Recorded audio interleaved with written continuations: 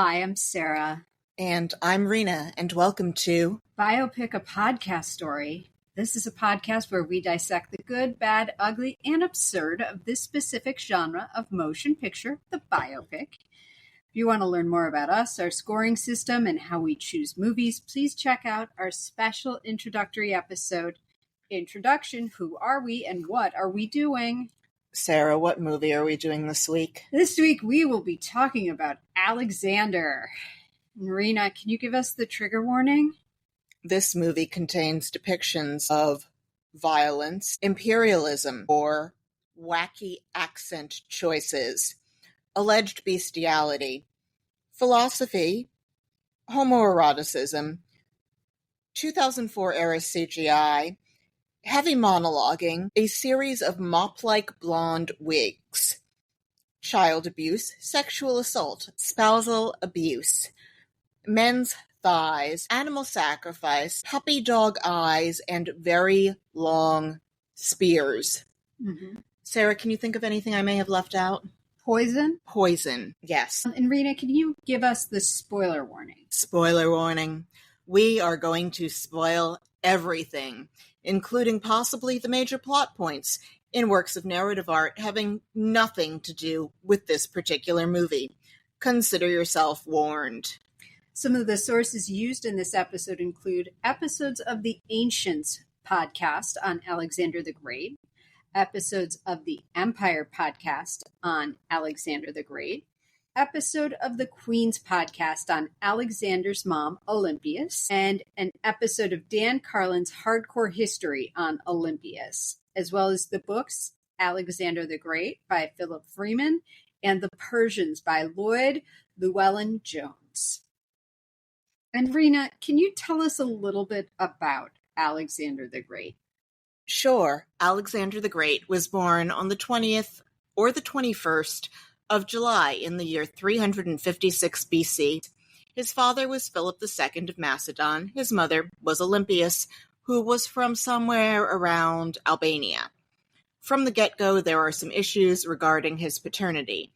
Allegedly, Philip came in one night and saw Olympias engaging in ecstatic rituals with some snakes. There are stories that he never laid a hand on her after he caught her messing around with the snakes. I'm not sure exactly what she was doing physically with the snakes. It seems like something that the ancient world would have implicitly understood. Later on, an oracle told Alexander that his actual father was Zeus, he says. My heart was full of trepidation that we might have to sit through a Tijuana floor show involving Angelina Jolie and the snakes, sort of like the one that Ike Turner forced Tina Turner to go to when they went to Mexico for their wedding. Alexander was obsessed with Achilles, the dead war hero from Homer's The Iliad. As I was looking for analogies that were more recent to liken it to, unfortunately, the first one that popped into my head was how Chris Farley adored John Belushi. In short, on the life of Alexander, he had a horse named Bucephalus. He slept with members of both major sexes, but it seems he was more into men. He fought a lot of battles, took over much of the known world, including Persia, and died at the age of 32, like a far less violent man who I would call Yehoshua ben Yosef, but the rest of you would call Jesus Christ. He was sad eventually that he had no new worlds to conquer, and his troops wanted to go home after 10 years. I tried to figure out, in the course of my research, why did Alexander go around invading places after he'd secured Macedonia? The best rationalization I could come up with was that he wanted to free a few Greek cities under Persian rule and to get back at Persia for some indignities that occurred a century and a half earlier, which were the basis for the movie 300. He also claimed that Darius III had a role in assassinating his daddy, sort of like when George W. Bush said that Saddam Hussein tried to kill George H.W. Bush, or that he was emulating his heroes, Heracles and Achilles, and Heracles means Hercules, and also that he wanted to go to the end of the world and to see everything. But my reaction to him is, if he wanted to see the world, why not just hop on Bucephalus and go? Why kill so many people? It's not like he spent much time ruling Macedon. In the words of George Harrison, it's a hell of a way to see China. Make that India, although I wouldn't put it past him to keep moving east. Fair enough.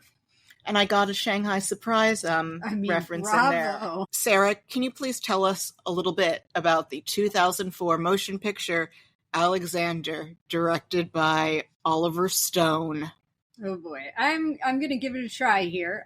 So Alexander is obviously a film about Alexander the Great. It was co-written and directed by Oliver Stone and stars Colin Farrell as the titular Alexander. The film's original screenplay was derived in part from the book Alexander the Great, which was published in 1973 by an Oxford historian by the name of Robin Lane Fox. Oliver Stone spent 15 years trying to get this film made. We have discussed many a passion project on this show already, and sometimes it's worth it and sometimes it isn't. This film was noted in its time as being a bit of a bloated disaster behind the scenes. It didn't quite ascend to the level of Waterworld or Heaven's Gate in terms of its notoriety, but it was shot around the world. Colin Farrell was very much an active addict at the time.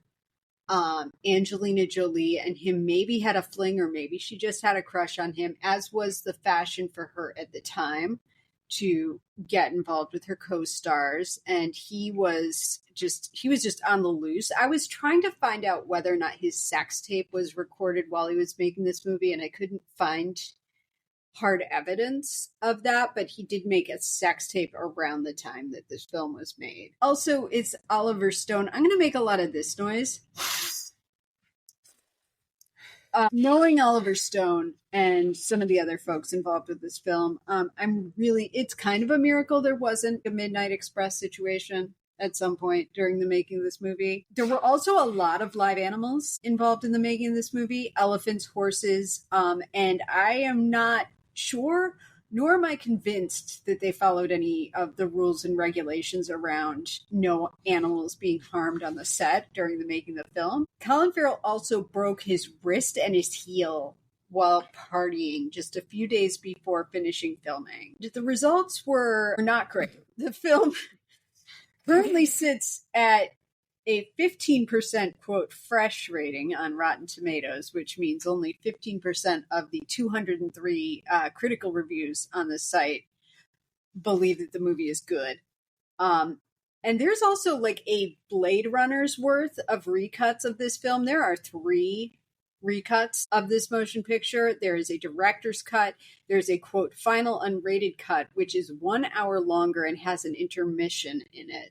And then there is the ultimate cut, which is a slightly more merciful 206 minutes long. But this movie is already almost 3 hours, and you feel every minute of it. Also, this movie cost about $155 million to make and made $167 million globally, which does make it considered a failure, because there was also a $35 million publicity budget attached to it. And we'll talk in a little bit about why none of this matters in terms of the money. So stay tuned. So I had heard all sorts of things about this movie that I did not want to believe were true, such as that the Macedonians all speak with Irish accents, the Greeks speak in received pronunciation, and that Angelina Jolie speaks with an Italian accent. And various other podcasts that I consulted would mention it. And I heard things where they all said that it was terrible, but I didn't want to believe it was true about the accents. I saw this movie when it was in the theaters in 2004. I remembered very little about it except that it was long. The accents were weird. His wig is really, it's an affair unto itself. I think that one of the great things about Oliver Stone, and it's something that some people would argue is not a great thing, but it works a lot of the time with him, but not all the time, is that he's going to tell you exactly what he means every step of the way. So there's no subtext. It's all text. It does lead to some pretty didactic dialogue, or at least sure it did does. here. People in this speak like they're on stage in a play, and a lot of this dialogue reminded me, it was not as bad as The Conqueror, but it is similar to what was going through the head of the guy who wrote The Conqueror. It seemed like it's this archaic play acting style where it doesn't sound like how people speak. Well, everybody's just kind of talking back and forth in platitudes to each other. And there's another that there are so many people in it who were famous in the ancient world, and famous really until our educational system fell apart, where people knew the names of Alexander's generals. I think even when my parents were growing up, learning ancient world history was a big deal, and then it just became a smaller and smaller deal. So to compensate for this, everyone is constantly addressing each other by their first name or referring to people by their first names. They do something that never happens in natural human speech, where you can't use a pronoun or you'll forget who's who. Yeah. Just to kick us off here, so welcome back to the show, returning champions, Angelina Jolie, Val Kilmer, Jared Leto, star of Prefontaine and cult leader, and Anthony Hopkins. Also, welcome to the show, Colin Farrell. We will see you again. The guy who played Sandor Clegane in Game of Thrones is in here. Jonathan Rhys-Myers is in here. Christopher Plummer, who we last saw very recently in Malcolm X. A lot of British people who are familiar to you. Brian Blessed is in it for like 2 seconds as the wrestling coach. So, based on this film's terrible reputation, we assumed that we were going to get to count the production company credits at the top of the film, but actually there are only 2 production companies involved. So, in order to get this movie made, after that 15-year journey, Oliver Stone got himself in league with a German executive named Moritz Bormann, who runs a company called Intermedia, one of the most vaguely titled companies I've ever heard of. And that company has a partnership with a investment fund called IMF, which is also German, and they have access to massive amounts of capital. Because they're an investment fund. Up until 2006, there was a loophole in Germany in the tax code in which investors were able to do a 100% tax write-off of their investment in films. So that means that film productions were tax deductible. They are able to use any expenses or circumstances that allow them to reduce their taxable income. So they're able to say, like, this $100 million I put into this movie, that's income that I actually didn't have this year. Which in turn lowers their overall tax bill. Do you have any idea how long the system was in place for? No, I don't know when it started. I would just be intrigued to know when it started, because it sounds like it might have started as a way to hide Nazi money. Probably. Yeah. It has a Nazi energy to it, but it means that up into a point in recent history, you were able to get a lot of money to make a movie from Germans. And so the credits haven't started and I'm already over it. So I would say the opening credits they're in like blue scale graphics incorporating various ancient world things, and it's 2004 era CGI. It feels like a magic eye painting. Oh yeah. Yeah. Yeah. There's stuff kind of coming at you.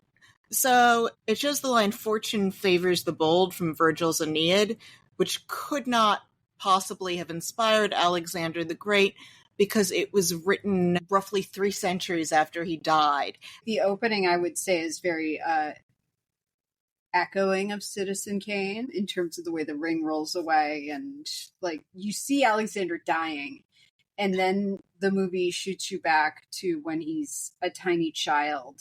And we're seeing there are so many blonde people in Greece. Well, it's Macedonia. What's the difference? Macedonia is north of Greece, so maybe there are more blonde people. Like, it's getting further north into Europe. Did this ever show up in a special episode of MASH? Because if it didn't, it didn't come to me. And then we move to what is supposed to be Alexandria, where you also still see a lot of blonde people, which makes sense because these are Ptolemy's children, not Egyptians. So Ptolemy, the character being played by Anthony Hopkins as an old man, is the ancestor of Cleopatra. And as we talked about, his progeny will marry their siblings for centuries. So we talked about this in the Cleopatra episode. He's monologuing to a guy who is furiously taking notes. And the guy looks like a cross between Eric McCormick from Will and Grace and Fred Armisen. And he's got some heavy coal eyeliner on. So we know where Cleopatra got that idea. The guyliner in this movie is out to Mars. His papyrus stenographer is named Cadmus. I don't know if that should mean anything to me. Certainly meant nothing to me. And we see a lot of CGI in here. I did really appreciate seeing the recreation of old Alexandria. There were like patches of gorgeousness on the art direction in this, especially when you got to see things from the ancient world that we only have like a small notion of from recreation illustrations and a few pieces that survive. I would agree with you on that because this was very much the era of CGI and, progress in that particular area of filmmaking where like no one had kind of employed the Jeff Goldblum rule of like just because we can doesn't mean we should. And this movie's pretty restrained in its use of CGI because at the same time as this, like George Lucas was having his actors just like play off of tennis balls on a green screen. This was pretty like astute use of the technology that was available at the time. And I respect that choice. And then we flash back to when Alexander is a wee young thing. He's a wee lad, as the Irish would say, and as Colin Farrell, as Alexander would say. So about those accents. Oh boy, yes. So Colin Farrell speaks in an Irish accent, so I guess all of the other Macedonian characters also speak in an Irish accent.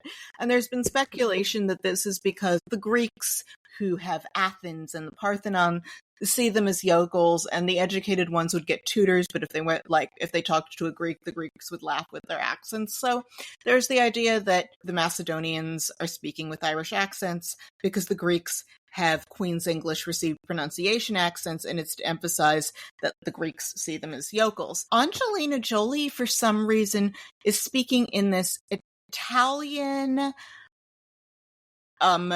all over the Mediterranean with like a trace of Slavic accent. Her accent is a real spicy meatball. It's all over the lot. See, I think it's interesting that you kind of like created that allegory of the Irish and British, because I think it was this.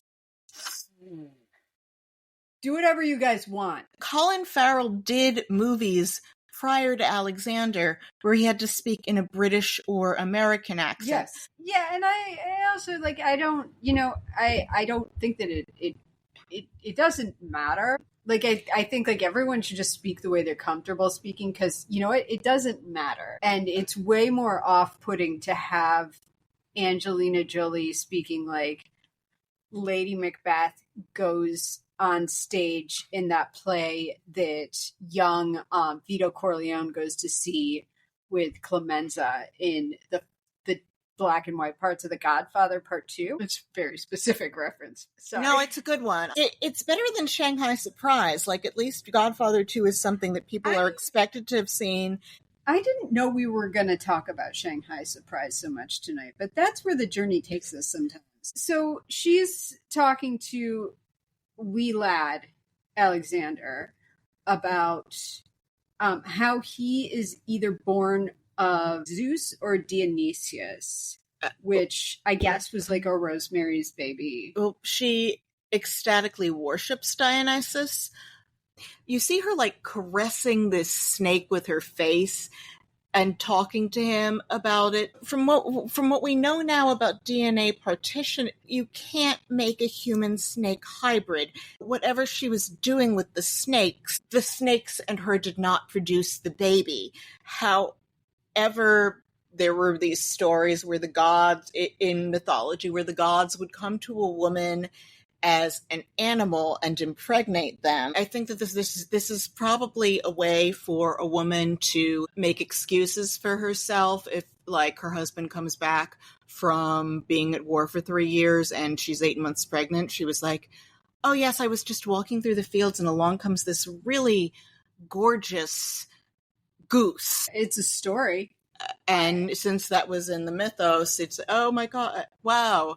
And hopefully not notice that, like, the baby looks like the guy down the lane who wasn't in the army. I have no idea. I am going to go back or doesn't seem terribly godlike, just it's a very average kid. This is one of those points, too, where, like, I don't want to point it out every time it happens because it happens for 3 hours. We don't have that kind of time. But, like, there's labored allegories about how, you know, like, snakes can't be trusted, but also people can't be trusted and people are like snakes. Or that you can caress snakes and they'll still turn on you. And we see a lot of snakes being caressed in this movie, and snakes sinuously winding themselves around shapely human flesh. And the snakes are shot like they are Angelina Jolie themselves. And nary a time is she on screen without a snake with her. And that snake is always just, like, emphasizing her curves. And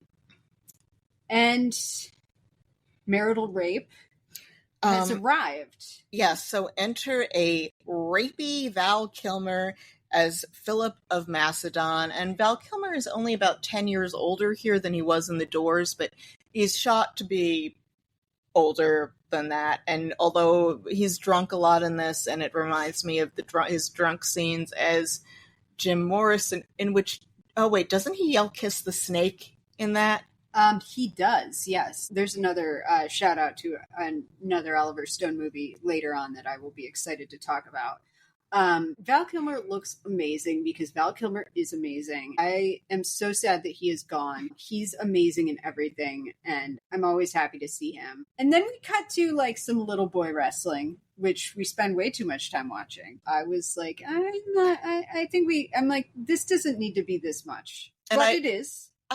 So we were kind of at disagreements about the costumes. I thought, like, there was good use of, like, rougher looking, like, linen in the Greece and Macedonia scenes, which makes sense because their looms were, like, not. It would have been kind of, like, rougher looking. I thought the costumes looked okay.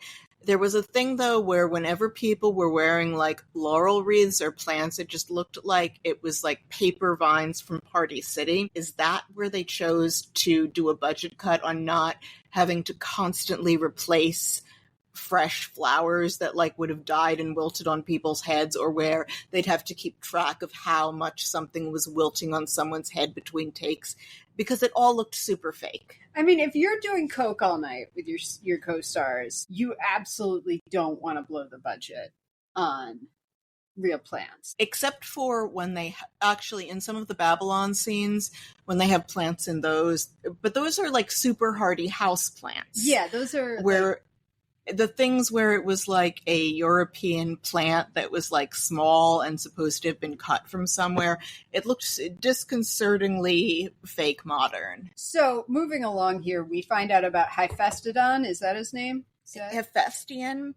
He'll grow up to be Jared Leto, who we last saw in Prefontaine. Noted cult leader and Academy Award-winning actor Jared Leto. And I don't know if this is where he first fell in love with guyliner or if he was just born with it. I think Jared Leto was born with guyliner and had to learn how to put on foundation around it. He has a beautiful face. He's just is allegedly a very bad person. I wonder, what do you think Jared Leto did to torture his co-stars on this particular set? This is like 10 years after Jordan Catalano. Yeah, I feel like he might not have learned about method acting yet because... So he might have been easier to work with. Yeah. This is pre-Brokeback Mountain, so for all the homoeroticism between them, we never see Colin Farrell and Jared Leto kissing. Yeah. We see Colin Farrell kissing his mother. Mm-hmm.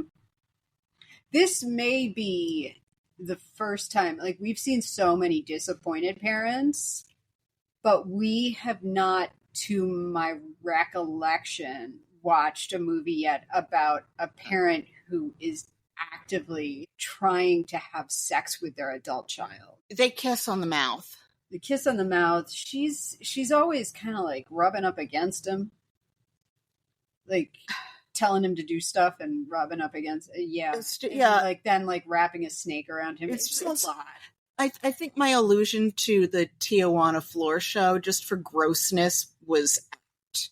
Yeah. I remember when this came out, it being like a whole lot of drama around the gay stuff in this movie. But there's like no touching in the gay stuff. I'm like, there was way more gay stuff in Spartacus. There was more gay stuff in Beckett. So he wants to adventure. He wants to go where the people are. He wants to see them dancing. And to do that, he'll have to kill a lot of them. Yes. So you wrote, we see singing Dilf Christopher Plummer here as Aristotle. And we also know that there's lots of conveniently located ruins for them to sit around on while Aristotle teaches them. But we're in the ancient world, so would that stuff be ruins yet?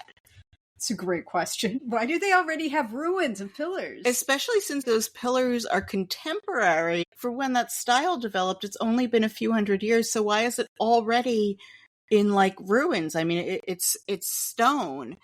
And, Earthquake? Yeah, but anyway, Aristotle is teaching baby Alexander and all his little friends how to be actual root derivation of the word xenophobes by telling them that their society is superior to others, including the Persians. And newsflash, your civilization is not superior to the Persians. And for this, I'd recommend my source, The Persians by Lord Llewellyn-Jones. We see Alexander go look at horses with his pretty as a bitch friends. Like, all the boys in this are so pretty. He decides that he wants this one horse that his dad is saying is bad, and that becomes Bucephalus. The horsey's name is Bucephalus. And so he gets Bucephalus, the horse, and he's like, I'll train him. This horse is special.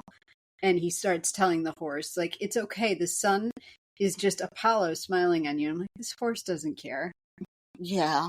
The horse cares about oats and female horses and sleeping, probably. Everyone made a big thing about Angelina Jolie being 1 year older than him in this, as if like that, like, none of this matters. The casting is wacky, and he was at one point a child, and she just doesn't age. Yeah, well, you're not gonna age up 2004 era Angelina Jolie. She has to be hot the entire time. But this is the third film we've disliked her in. It's not a great part. No. I don't think she should be in historic films. We got all excited at this point because we thought he was going to turn into Elder Alexander. I thought that I had called the adult transition scene where I was like, okay, he's going to gallop off on the horse, it's going to go into far range, it's going to zoom in again, and there's going to be Colin Farrell. But no, he's still a kid when he rides the horseback, and everyone's so proud of him that, like, this little boy got on a big, wild horse and got to, I mean, this is child abuse. It's the ancient world. Life is cheap. I know. And Val Kilmer like throws him up in the air, and I was hoping he was going to come back down as adult Colin Farrell, but he didn't. That would have been better. That would have been amazing. And instead, we are treated to a Classics 101 lecture as they go through like the catacombs of their house, and Val Kilmer relates stories about Medea and Oedipus and Heracles. That's what he's thank called you. in Greek. This script is all platitudes. It's all in that weird, like, ancient world drama language that reaches its nadir or apotheosis, however you want to say it, in The Conqueror. He's talking to his mother again, and she's still doing her weird snake Lady Macbeth shit. And it's just text. And he is just obsessed with Achilles. We also find out that he's 19. And oh boy, did I have a chuckle over that. He looks as 19 as Luke Perry did in 1993. And he's got this wig on. Yeah, it's this blonde wig that does not match his eyebrows, which are like too dark, or it's like they try to lighten them, but they come out this orangey gold. And Angelina Jolie says things like, "Oh, my poor son, you're like Achilles, cursed with greatness."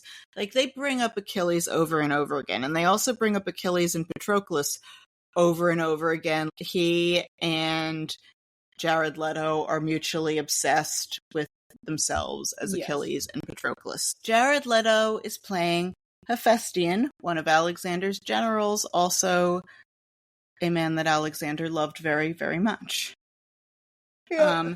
And they simper at each other. Like, they make eyes like cows and puppy dogs at each other. They are at a party. Everybody's raging. Jonathan Rhys-Myers is here. Yep. And he's, like, sneering so much in this that I forgot that he should be one of the prettiest men in this, but he's, like, so sneery and so, like, narrow-eyed and pouty in this that it's like his mouth and his eyes all turn into these little lines, and he's just not pretty anymore. It's very unbecoming. There's always been issues with Alexander's legitimacy because snakes and Zeus and not a very happy marriage. And there's fighting, but the Macedonians loved an assassination. They loved getting drunk. They loved fighting at parties. To paraphrase George R.R. Martin, a Macedonian dinner party without at least one death would be considered a dull affair. Oh, that's adorable. And this feels like the same drunk scene that Val Kilmer did as Jim Morrison, but with an Irish accent. There's a demand for an apology that is not given. And he's expressing loyalty to his mom, who has the hots for him. And then Val Kilmer falls walking into a couch that looks more like a table, but someone calls it a couch. And then we cut to where we find out that Philip is dead. And that's a wrap on Val. Or so we think.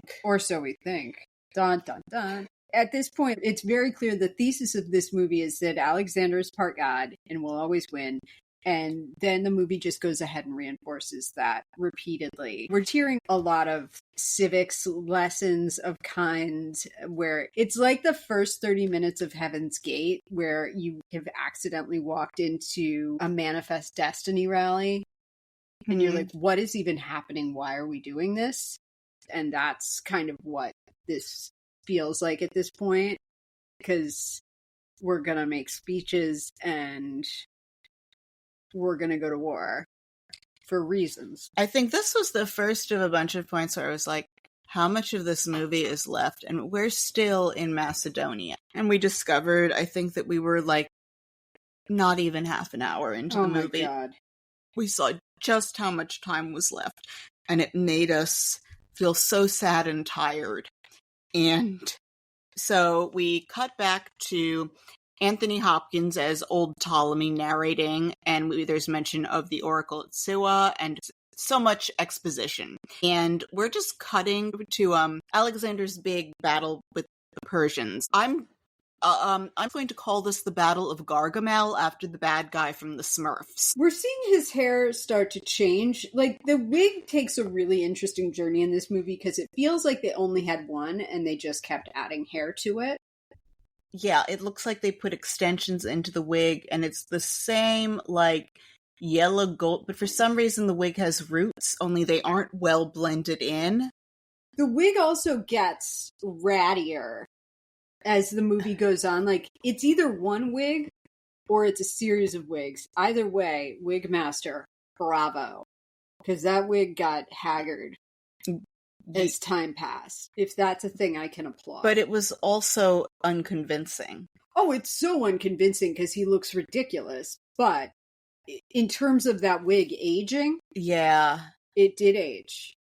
I don't think he had access to decent conditioner. No, he definitely didn't. At no point are you convinced that this is not a wig, and the color is not a color found in nature. No, and it's a bad look, but for what it is, such as it is successful in it. It ages along with him in the film. He never gets a haircut. Well, also Jared Leto has these like white boy skinny drags going on. Yeah, he at one point gets a crimper, which is pretty exciting. I don't know how they made a crimper before there was electricity. You probably had to heat the tongs on an actual fire. And then we see this guy who looks like a muscular Art Garfunkel, who we realize ages into Anthony Hopkins. So I'm going to call him Art Patarfunkel from here on out. I'm here for it. Alexander is making a big Braveheart speech to his men. This is a very, like, St. Crispin's Day for idiots. I lose count of how many, like, off-brand St. Crispin's Day speeches there are in this movie, none of which would make me want to go commit multiple murders, which is always what these guys are about to do. Like, yeah, it works on them, though. It works on them. So Alexander is claiming that Darius killed his dad.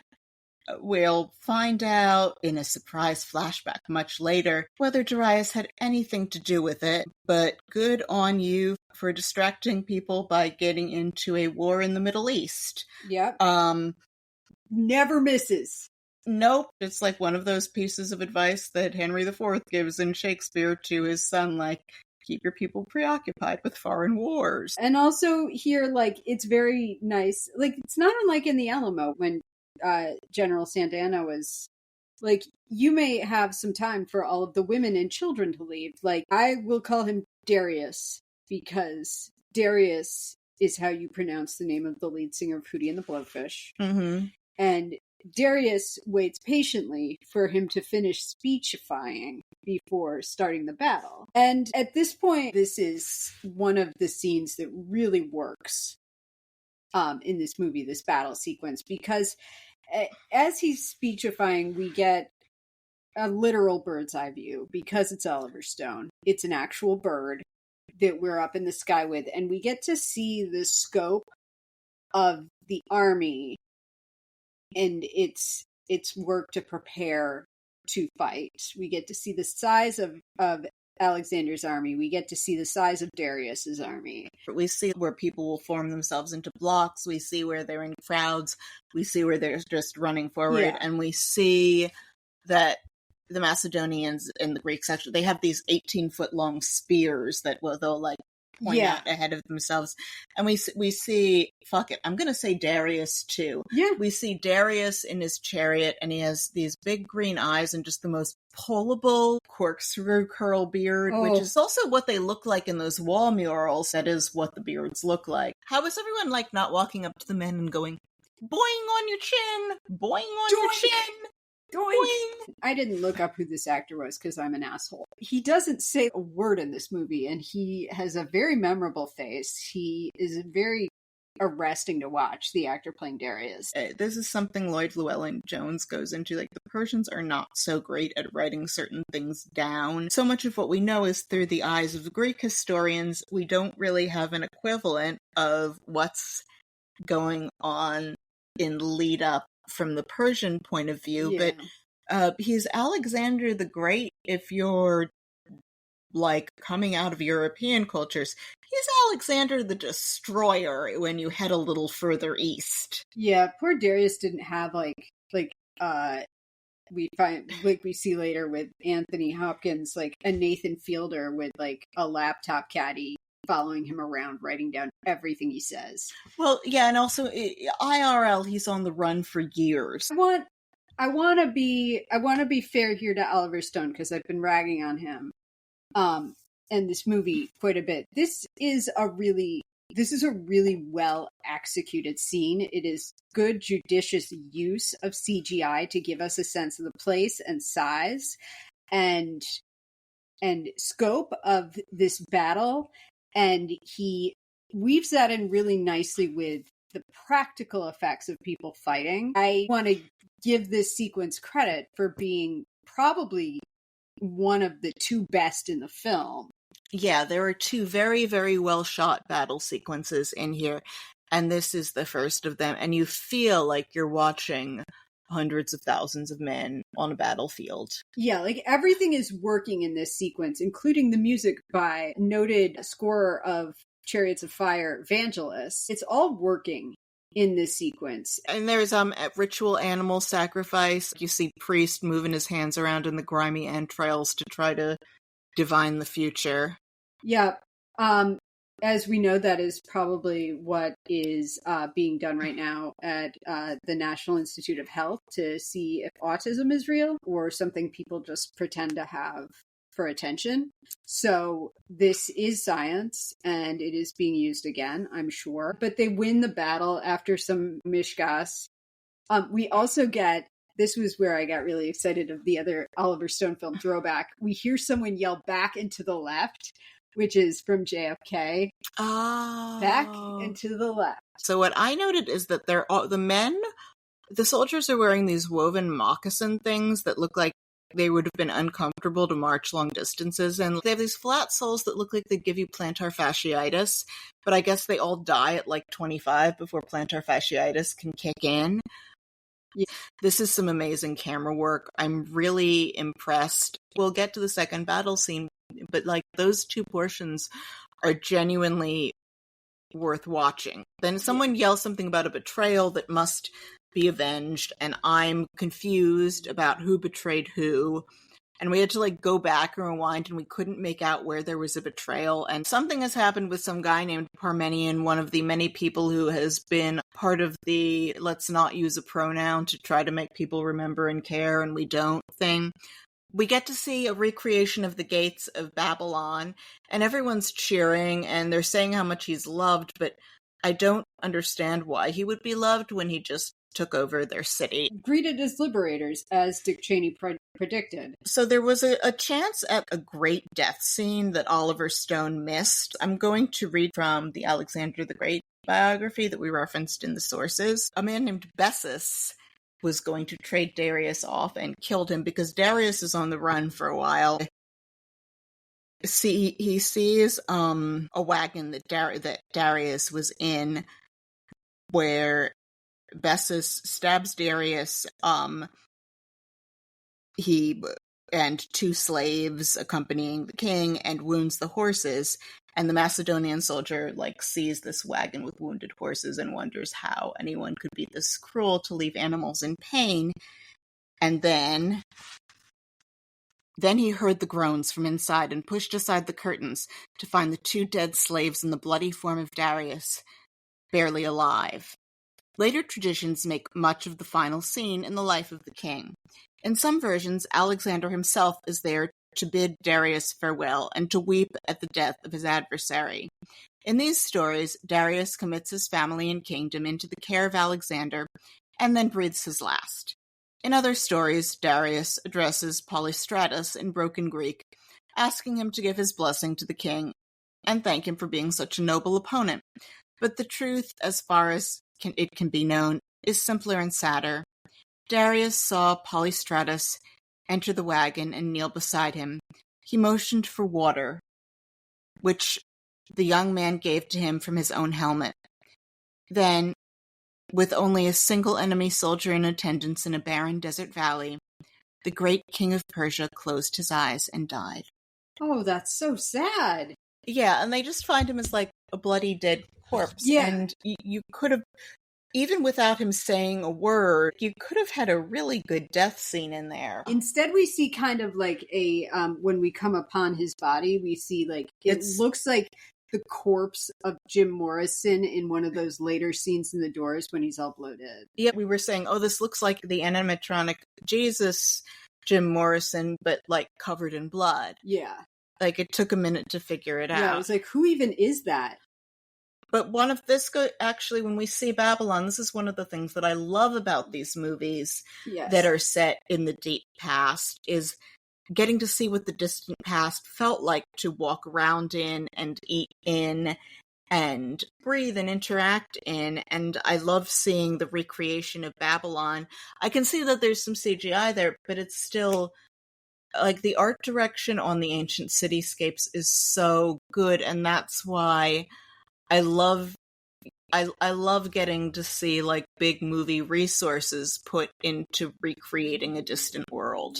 But we flash to the harem of the Babylonian king with the mention of, there's one woman for every night of the year. And the harem ladies all look gorgeous, and they all look at Alexander like he immediately impregnated all of them just by looking at them. And then we see the top princess standing on a balcony, looking down, and we're going to call her Stratera after the antidepressant. It's what it sounds like her name is. Yeah, her name sounds like Stratera. And he's going to be gracious to her. And then we see that they're all partying, like, forever there. They're there for, like, 3 months. Mm-hmm. And he's just, like, chilling out. And we see that he is, like, the king of cultural appropriation. I think the phrase, unfortunately, is gone native, but they're all whipping out some swag. I guess it's more enjoyable to look at than, like, the cheesecloth tunics. Yeah. Although in the earlier scenes I was looking and I was like, how did they bleach things so white without, like, modern... that's what I'm talking about. But again, like, I'd rather look at this than see 1972 one more time. But yeah, they're all, like, a bunch of guys who have gone to Amsterdam on spring break, like, wearing emo eyeliner now. And, like, throughout the movie, we will get Alexander being like, I'm Indian now, or I'm wearing a dashiki, or look at my kente cloth. He decides to dress the way that everyone, around him is dressing. And also, there's a constant threat of poison.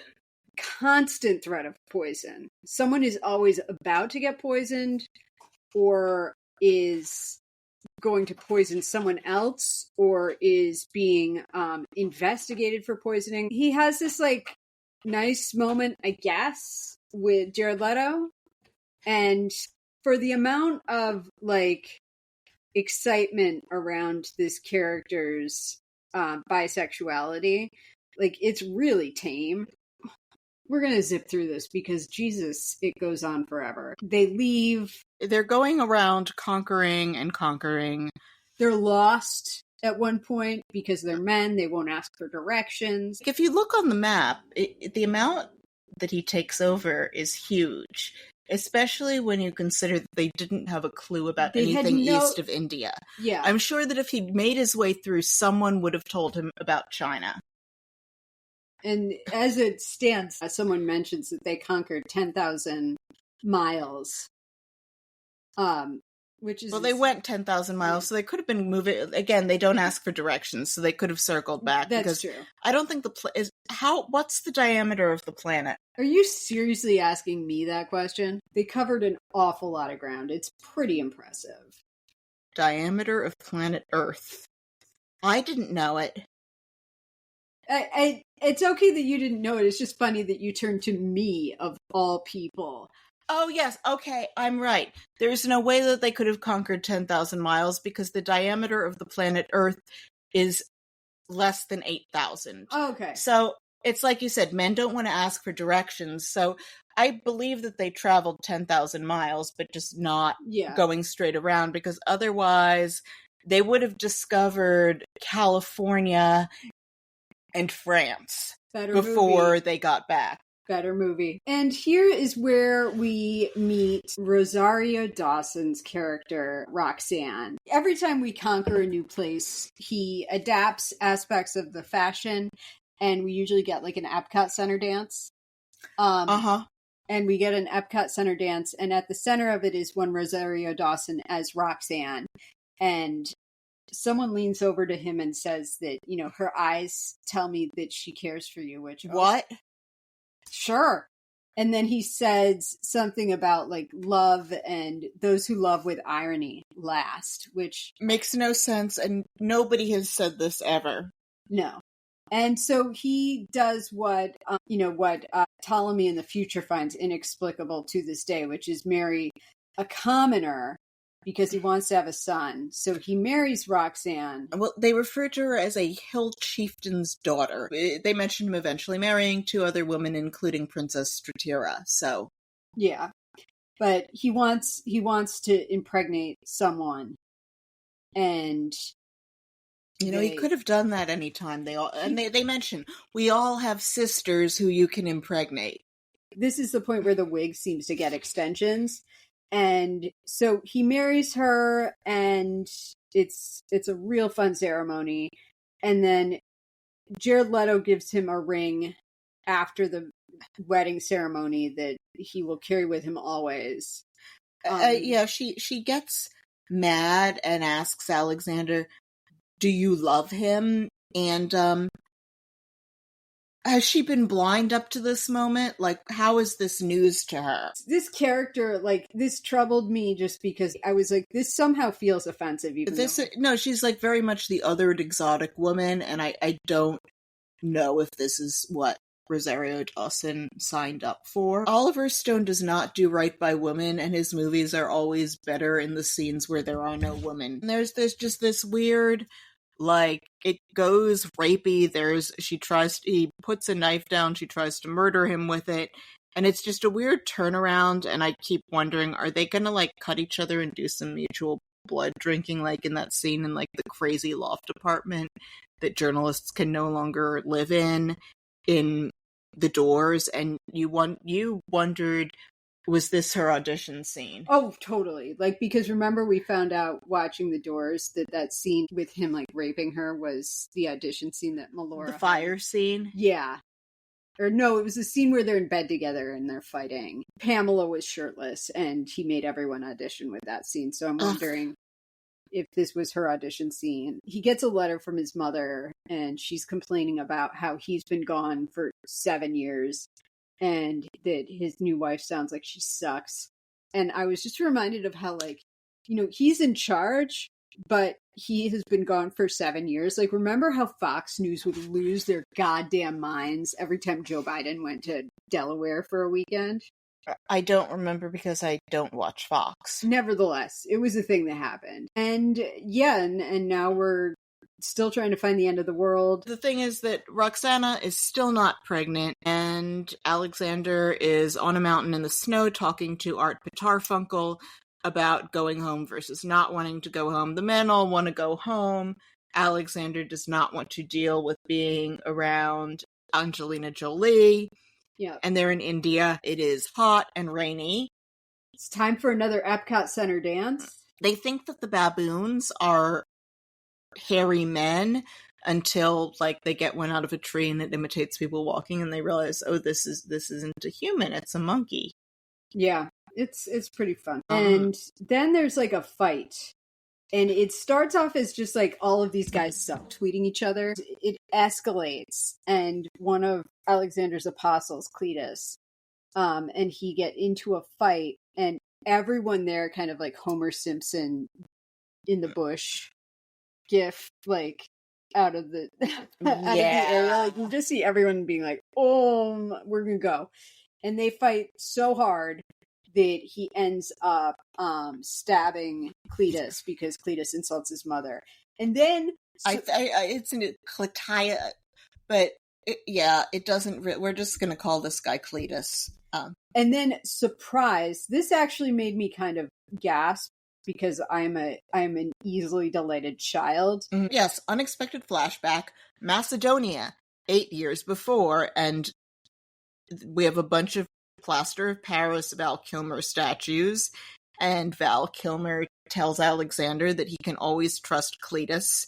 They say something about wedding games, which was weird to me because I thought he'd already married that girl who seems to have a baby. And yeah. Angelina Jolie has a red dress on, which always means that a woman is about to be sinful. And Pausanias comes out, and I believe this might be the only time in this movie laced with homoeroticism, this is the only time that we actually see a man kiss another man, is Pausanias stabs Val Kilmer in the gut with a dagger after kissing him on the mouth.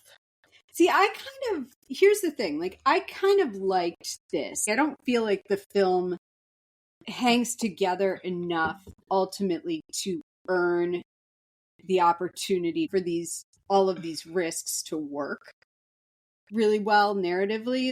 But I loved, like, all of a sudden being, like, sent back somewhere to understand why his choice was so tragic. And I liked the surprise of that. Again, I have seen this movie. I remember none of it. And I thought that was actually a really cool choice. So, yeah, Alexander sees his father die. It's unclear to me who plays how much role, but we get and old Art Pitarfunkel does mention at the end that he blames the death on Olympias. But God, she's sitting in this chair that I want because the arms are in the form of, like, curving swan necks coming down to the head, and I want her swan chair.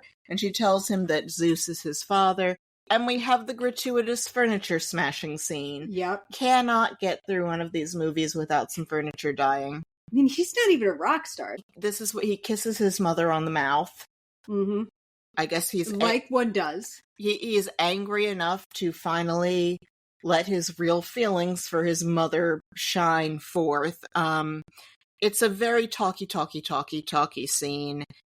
So, this explains that relationship and makes that death extra tragic. It's definitely taken the bloom off the rose after 10 years on the road, where he's giving them another St. Crispin's Day speech that kind of goes sideways, where he's telling them they can go home and share their fun stories of war with their families, because who doesn't love to hear detailed stories about someone else's trip, right? Yeah. Super fun. And everyone's kind of not loving his speeches. They're tired. They want to go home. And he just wants to avoid their mother. Like, because he does not want to see his family, nobody else should get to see theirs. Yeah, and he's just like, give me another month of your time. That's all I need. And he's gonna ask for another month after that. And again, like, he could just get on the horse and go. If he wants to travel, he doesn't need to keep murdering people in order to do it. Yeah, go find yourself.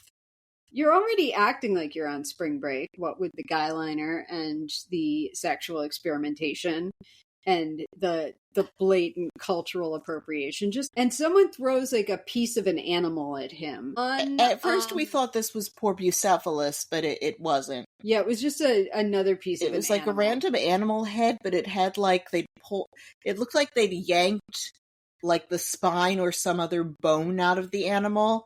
Like, it's a head with, like, a bone connected to it, and it's, like, bloody and furry and super mangled, and it goes flying at him. Yep. But nevertheless, they are going to continue going on. A bunch of traitors get murdered on the side of the road, a la Spartacus, except their crosses never got hoisted in the air, so they're all tied to stuff, but they're all on the ground. And we have elephants! So this is our last battle in the movie, and this is the other scene that we found really kind of arresting. The elephants move with discomfiting speed. I'm not used to seeing elephants move this quickly.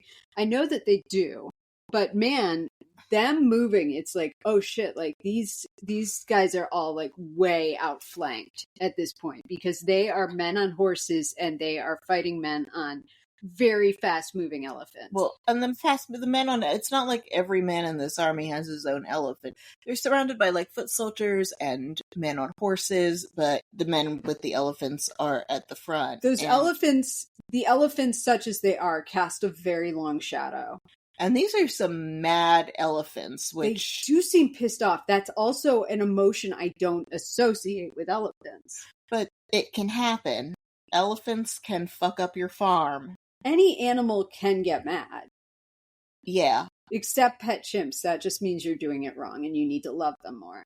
Right. You need to love the aggression out. You need to give the chimp a hug and love the aggression out of it. Yes, you need to let them bite your face off. Well, they know that as soon as you hug it, it'll stop biting that's your right. face. That's right. So these are elephants ex machina too, because they're going to move us right into the end. Yeah, these elephants are here, thank God, to get us out of this movie. And boy, do they ever! And you see him urging Bucephalus on. This horse must be quite old for a horse at this point. Still alive? Well, it's ancient history and it's mythology. It would seem like this horse is well into its teens. It would seem quite old for a horse, but he urges Bucephalus forward, and actually this is a great sequence because his men are all turning and he wants to keep going forward no matter how many people have weapons aimed at him, because anything is better than dealing with his mother. And there's this it's actually visually brilliant of him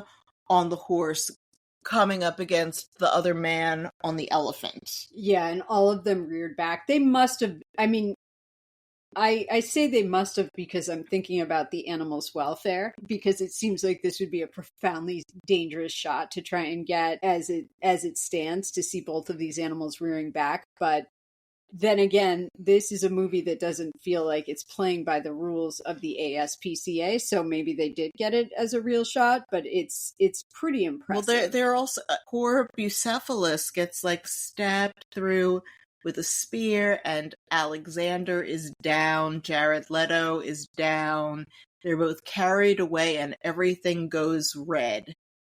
This scene is also as bananas for a very different set of reasons. I feel like in a lot of auteur products of the latter half of the 20th century, you are dealing with some excesses and peccadillos of the director. We've seen it work really well with Goodfellas and with Malcolm X. We've seen it work less well with hot take Apocalypse Now, a movie I don't care for. And this is we're seeing Oliver Stone excesses here in terms of the color and the violence and the chaos, and that's one of his favorite things. And we see that all over his work, with JFK and Platoon, and Natural Born Killers is a completely repulsive movie, but it is very much his, and that's the point of it. Well, so I enjoyed Natural Born Killers, but mostly for Robert Downey Jr. I think it's a very compelling movie. I do think it's a very difficult movie to watch. The scene that I liked in that the most was when Robert Downey Jr. shoots someone and then says, "I'm alive for the first time in my whole fucking life," and he has the Australian accent. Anyway, Alexander announces that they're going home. He is not happy about having to see his mother, and he looks like Christ on the cross. They get back to Babylon. He takes 2 more wives. Jared Leto drinks something that disagrees with him, but he's dying. We get hit with the Achilles Patroclus analogy. One more time. He imagines the beautiful new world that they'll create after they conquer even more stuff, and everyone is so grateful for being conquered that you have world peace. So his aim is to create peace through war. Peace through strength. It works every time. He's gonna murder the human race into unity. Okay, and now the poison that we've been having false starts on, finally it's real. Elephants couldn't end this movie. But the poison can. The elephants got us a lot closer. The elephants are the Donald Sutherland and JFK in terms of being we need to move units here. Let's get this wrapped. Yeah. So he looks into the scorpion bowl full of wine and he sees Angelina Jolie as Medusa. As one does. And it's you wonder who poisoned him, and it's they all poisoned him, didn't they? And the ring drops and we are back to the start. You hear a lot of anguished screams in this movie, like coming from off scene. I'm glad we don't have to watch those though, because those are always awful. Because they're worse when you watch them. And then you commented that Anthony Hopkins probably filmed all of his scenes in about 2 days, just like wandering around on this balcony looking out on what's... Oh yeah, I bet he knocked these out. And you know, because he's a professional. Yeah. So, oh my God, is it over? Yeah, so we find out that they all poisoned him. Or they all killed him figuratively, or but who even knows? And it talks about how one of them, whose name I can't remember, even though he has been... Jonathan Rhys-Myers kills Angelina Jolie and then kills Rosario Dawson and the baby. Because, right, you see that she's pregnant, and as Lee's dying, she's like begging him just like 3 more months. And this happened. They asked him, which of us do you want to leave in charge? And he can barely talk, and he's like, to the best. And they think Alexander, whatever, like he was gradually paralyzed and couldn't speak, he couldn't move, and it sounds pretty bad. And there's been like medical debate over what was going on, and like Macedonian drinking parties were crazy. I don't doubt that for a second. But we have some awards talk now. Oh yes, we do. This isn't the kind we like. This film was nominated in 6 categories at the Golden Raspberry Awards in 2005. Worst Picture, Worst Actor for Colin Farrell, Worst Actress for Angelina Jolie, Worst Director, Oliver Stone, Worst Supporting Actor, Val Kilmer, and Worst Screenplay, thereby becoming the second most nominated potential Razzie film of 2004. However, it won no awards. It also received, at the 2004 Stinkers Bad Movie Awards, which I guess is the Golden Globes to the Razzies Oscars, 9 nominations: Worst Picture, Worst Director, Worst Actor, Worst Supporting Actress. Jolie and Dawson were both in contention for that. Worst Screenplay, Most Intrusive Musical Score, Worst Female Fake Accent. Dawson and Jolie were also sharing a nomination there. Least special effects. Its only wins were for Most Intrusive Musical Score and Worst Female Fake Accent. I gotta say that I think, like, as we have discussed on this episode, this is a little unfair, I feel like. Val Kilmer is almost always the most interesting person on the screen in any movie he's in. And he's always doing something interesting. I resent nominating him for worst anything. I also I think we didn't care for a lot of parts of this movie, but I think it's pretty uncool. I hate the Razzies. I hate it. I like it when actors show up to accept the award themselves, though. There's been a few notable occasions of them really punching down onto child actors. Everybody on a film set, for the most part, is showing up and doing their best. At least we know Anthony Hopkins was, because he's a professional. I don't know. I don't like it.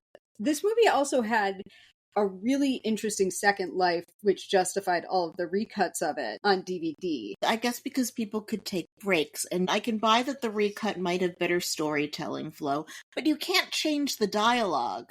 I don't think that there's anything that's additive in terms of battle sequences or compelling stuff. I think it's probably just a lot more talky. See, I'm wondering if would a longer version of this have a better transition between arguing with Angelina Jolie about getting rid of his dad and we're taking over Babylon now. That is a very abrupt cut to me. It is an abrupt cut. But the movie already felt so long by that point, so I don't know. Is it conceivable that in a 4-hour version with an intermission, there'd be better flow to that, and because I'd be able to take breaks, just like I would with a miniseries, would it feel different? I feel like we only have so much time on this planet. Yeah, Why would you waste 4 hours watching this? If it keeps you off the streets, you know what? Then go with God. I'll rewatch The Office again. Yeah, I will not make you watch the 4-hour cut. If it shows up on any of my streaming services in a form where I do not have to pay for it, I might watch it in a somewhat there mode out of curiosity. I am certainly not paying to watch this film. Any choice dialogue? So the dialogue in this is pretty bad, as I think we've alluded to. So I wrote down some examples of particularly melodramatic dialogue that I laughed at, which include, "In my womb, I carried my avenger." Mm-hmm. Also, "It was said that Alexander was never defeated except by Hephaestion's thighs." And, "The East has a way of swallowing men and their dreams." All true. Shall we do scoring? Sarah, can you please give our listeners a quick refresher about how we score movies? I'd be happy to. We rate movies on a 1 to 10 scale across 10 areas that we find to be subjectively and or objectively important to most films, but specially tailored to issues specific to biopics. If you want more details on how we score movies, please scroll down our webpage at biopicapodcaststory.podbean.com. You'll also find a record of our scores for past episodes. And with that out of the way, let's score this thing. For outward appearances, makeup and hair, I gave it a 5. Acting and casting, I gave it a 6 because I love Val Kilmer. Passage of time, 3. Costuming, 6. Quality of the script, 5. Accuracy, 5. Storytelling, was it cliched, interesting, or inventive? 3. Production value, gave it an 8. Production, direction, decision making, 5. Do we care? 1. Wow. Total is 4.7. You were far kinder than me. Oh, interesting. So for outward appearances, makeup and hair, I gave it a 2. Because the Colin Farrell's wigs were out of control, and the moving scars were confusing. For acting and casting, I gave it a 2. 1 point for Val Kilmer and 1 for Anthony Hopkins.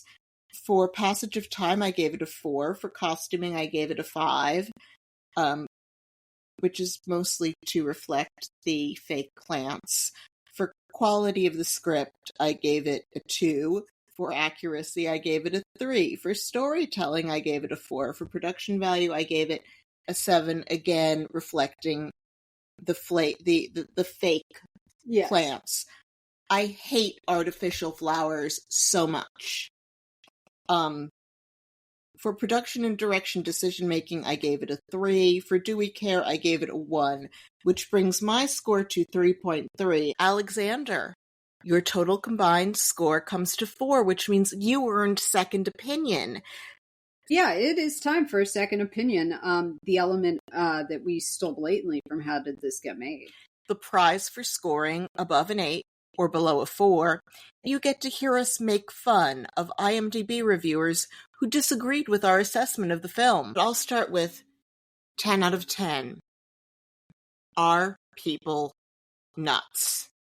By Donum Day, written on March 5th of 2021. I was just randomly searching for war movies, and I accidentally saw the rating on Alexander. Are you kidding me? People are so dumb and tasteless. I just don't get people. This movie is awesome. Just watch it if you haven't seen it. 6 out of 12 people found this review helpful. I agree with them that people are so dumb and tasteless. I agree 100%. No notes on that. Also, this next one is called 10 out of 10, Great Epic, written by Movie Guy 81007 on January 12th of 2007. Great Epic. Alexander is a great epic. This movie has great costumes, acting, sets, cinematography, and script. This is one of Oliver Stone's best films. I think Angelina Jolie is hot. I am surprised Alexander did not get nominated for Best Costume Design. This is one of Colin Farrell's best performances. The critics did not like it, but I liked it. Oliver Stone is a great director. This is one of the best films of 2004. This movie has an all-star cast, which includes Anthony Hopkins, Jared Leto, Angelina Jolie, Val Kilmer, and Colin Farrell. They are accurate on the time period. This movie is a ride to watch. Alexander did not even get an Oscar nomination. I like all of Oliver Stone's films except for Salvador. And 3 out of 10 people found this review helpful. Wonder why Salvador was a bridge too far for that person. What's Salvador about? Oh God, it's about James Woods going down to watch like the revolution unfold there, and his colleague in this activity is Jim Belushi. Like, yeah, that sounds sinister. Yeah, read your one. 10 out of 10. See the Big Picture, written by Sear Passion, November 25th, 2004. Hey guys, this movie was great. So let's be brutally honest. Most of the reviewers here are coming into this movie with a Christian background. Guess what, guys? This story took place before Christ was even born, and the Bible was not yet written to discriminate against homosexuality. If you lack education in the Greek cultural department, then you will be surprised when the men French kiss. Most positive reviews here covered me. It's an excellent non-Hollywood style movie. 17 people found this helpful. 13 did not. So 17 out of 30. Yeah. I never saw men French kissing in this. I missed The only that. man-on-man mouth kiss in this is before that guy Pausanias stabs Val Kilmer in the gut. Yeah. I don't remember any French kissing. This is the tamest quote, gay movie. Also, non-Hollywood style movie. I mean, I guess, except in that Hollywood, for the most part, only cares about the past 3 months. I would say yes, this looks very Hollywood. It's not a movie about 1965 and the music scene. I will say that. It was funded by possibly German money laundering. So, yeah, non-Hollywood style. I mean, I think a lot of movies are probably funded by money laundering. Yeah. But, I don't get it. I appreciate that this person was offended in advance on our behalves, however. Other stuff that you should watch instead. I would like to recommend a very sweet and delightful Instagram account. Oh, yes. Called Bucephalus the Horse. And that's Bucephalus the Horse on Instagram. And you can spell Bucephalus Bucephalus. And what this account is, they have this adorable Beanie Baby style toy horse that they take all over the place, and they take photos of it in various spots. And you often see it outside or in various locations that look like a cute little town in Eastern or Middle Europe.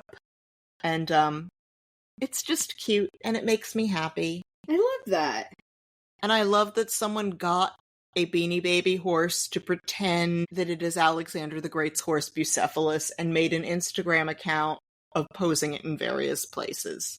You know, so much of the internet is just designed to get you riled up, and this is just a thing that makes you kind of smile and go, aw. And it makes my heart a touch lighter, so that's what I'm recommending today. I'm going to recommend 2 things that really are going to sound like they have nothing to do with this movie, and they really don't. I've been watching an amazing series on HBO Max called Houses of Horror, Secrets of College Greek Life, which the Scorpion Bowl, while he was wearing the lion head scene, reminded me of. I see the binge drinking. I see the collection. And the binge drinking, you're right. I was going to recommend also Midnight Express, which just came up earlier, that Oliver Stone only wrote the screenplay for, is a really good movie and stars Brad Davis. It's a really good performance. And another Oliver Stone movie that I think is definitely like worth putting your eyeballs on, or at least it was the last time I saw it, is Platoon, which also makes everything textual. You don't have to think too hard about where he's going with the two dads in that movie, and Willem Dafoe is in it. So yeah, those would be my recommendations. It's also much shorter than this. Also, Google a picture of the Gates of Babylon. It's an amazing ancient work. I saw them in Berlin 9 years ago, and that is definitely something you should see. So those are our recommendations. So before we go, we do have to apologize for something we said in a previous episode that turned out to be misinformation, and we are sorry for this. We were wrong. Sometimes we're wrong. Rena, what were we wrong about this week? Last week, in the emergency episode on the trailer for the upcoming film, Springsteen, Deliver Me From Nowhere, the car that Bruce is buying is not a Corvette. They are both Chevrolets, however, which, according to the not at all snarky submitter of this error, is, quote, probably why you confused the two. That isn't why I confused the two. I had no idea they were both Chevrolets. We probably confused them because I couldn't care less about cars. Accurate. So, on that note, our podcast baby has matured just like us, and we have launched a Patreon, simply an effort to defray some of the costs associated with bringing our show to you. Platform hosting, recording, and research. And we occasionally have to order a book off the internet, and as in nights like tonight, sometimes pay for movie rentals. We are offering shout-outs and access to our awful first 3 episodes, including the Doors episode that we mentioned earlier, to anyone who chips in for us. And with that, we'd love to thank Gates, who signed up already, and we will put our Patreon link in the show notes. And thank you, Gates. Thank you, Gates. We love you. If you like the show, please leave us a 5-star review and subscribe to us on iTunes, Spotify, or wherever you get your podcasts, and tell a friend, or better yet, plural friends, and share us on social media. We hear it helps. You can follow us on Threads, Blue Sky, and Instagram, where we have visual aids from our episodes. Our Instagram handle is @Biopic a Podcast Story, so do check us out there, and we'll link to that in our show notes as well. Please also check out our webpage at biopicapodcaststory.podbean.com to see the official episode ratings of all of the movies we've done so far. And if you would like to get in touch, you can email us at biopiclistenermailbag@gmail.com. Tune in next week when we'll be talking about The Rise of Catherine the Great from 1934. Oh, this ought to be fun. Did she have sex with her horse? She did. That is a rumor. She never fucked a horse. You know people are going to say awful things about a woman in power. I do know that. Yeah. I live in America. She never fucked a horse. And you know what? If she did, who am I to judge? Let he who has not had sex with their horse cast the first stone. So, good night to you, Rena. And good night to the earnest and the cynical. Good night. And good night, Sarah. Good night.